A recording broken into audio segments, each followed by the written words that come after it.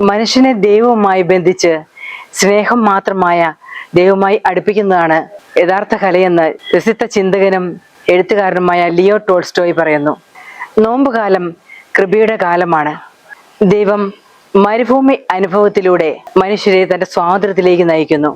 ബൈബിളിൽ പുറപ്പാട് പുസ്തകത്തിൽ നാം വായിക്കുന്നു, ദൈവം അരുളി ചെയ്യുന്നു, ഇസ്രായേൽ ജനതയുടെ രോദനം എന്റെ ചെവികളിൽ എത്തിയിരിക്കുന്നു. ഇന്നും പീഡിതയുടെ രോദനം സ്വർഗത്തിലേക്ക് ഉയർന്നുകൊണ്ടിരിക്കുന്നു.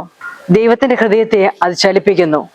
വിവാഹ ജീവിതത്തിലൂടെ ഒരു പെൺകുട്ടി ഒരു പുതിയ കുടുംബത്തിലേക്ക് കടന്നു വരുമ്പോൾ ആ കുടുംബത്തിന്റെ ഭാഗമായി അവരോടൊപ്പം ഒന്നായി ചേരുന്നു. ഭർത്താവും മാതാപിതാക്കളും ഒരു ടീം വർക്കായി പ്രവർത്തിച്ചുകൊണ്ട് ആ കുടുംബത്തിൽ സ്നേഹവും ഐക്യവും ഉണ്ടാകുന്നു. സ്നേഹവും സാഹോദര്യവും നിറഞ്ഞു നിൽക്കുന്ന കുടുംബത്തിൽ നന്മയുടെ നീർച്ചാലുകൾ പൊട്ടിപ്പുറപ്പെടുന്നു.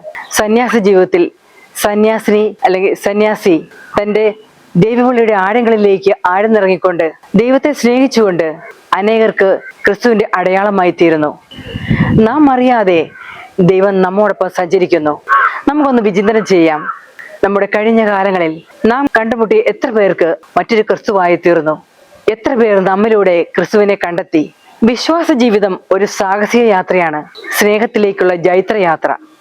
ക്രിസ്തു നമ്മിൽ നിറയുമ്പോൾ ലോകത്തിന്റെ ആകർഷണത്തിലേക്കുള്ള ആസക്തികൾ, പാവത്തിലേക്കുള്ള ചായ്വുകൾ എല്ലാം നമ്മിൽ നിന്ന് വിട്ടകലുന്നു. തീരാത്ത ദാഹത്തോടെ ദൈവവചനം പഠിച്ചുകൊണ്ട് നമ്മുടെ കൗതാശിക ജീവിതത്തെ നവീകരിച്ചുകൊണ്ട് ഉപവാസം, പ്രാർത്ഥന, ദാനധർമ്മം എന്നിവയിലൂടെ നമ്മുടെ ജീവനും ജീവിതവും വെണ്മയുള്ളതാക്കി ഈ നോമ്പുകാലം നമുക്ക് ക്രിസ്തുവിനോടൊപ്പം വാസമുറപ്പിക്കാം.